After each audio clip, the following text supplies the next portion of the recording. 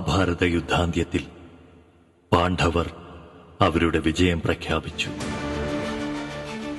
കൗരവപക്ഷത്തെ മഹാരഥന്മാരായ ഭീഷ്മരും കർണനും ദ്രോണരും ചതിയിലൂടെ വധിക്കപ്പെട്ടു.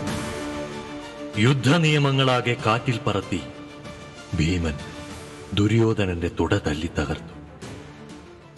ഭയാനകമായ മഹായുദ്ധത്തിന്റെ പരിസമാപ്തിയിൽ കുരുക്ഷേത്ര ഭൂമിയാകെ ചുടുചോരയാൽ ചുവപ്പണിഞ്ഞു. മരണക്കിടക്കയിൽ രക്തം വാർന്ന് പ്രാണവേദനയാൽ പുളയുന്ന പ്രിയമിത്രം ദുര്യോധനനെ കാണുവാൻ അവൻ വന്നു. സാക്ഷാൽ പരമശിവന്റെ അംശാവതാരം.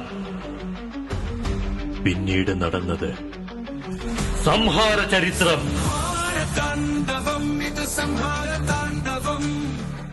പകയുടെ അണയാത്ത കനലുകളാൽ പാണ്ഡവ ശിബിരത്തിൽ സർവരെയും ഭസ്മമാക്കിയത് അവനായിരുന്നു.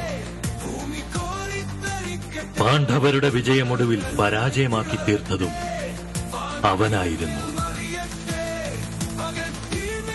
സൂക്ഷിക്കുക, ഒരിക്കലും അടങ്ങാത്ത പകയുമായി നിങ്ങൾക്കിടയിലെ ആൾരൂപവും അവൻ തന്നെയാണ്. അവന്റെ നാമം യുഗാന്തരങ്ങളോളം മാനവരാശിയിൽ സ്മരിക്കപ്പെടും. ദ്രോണാചാര്യപുത്രൻ ദ്രൗണി.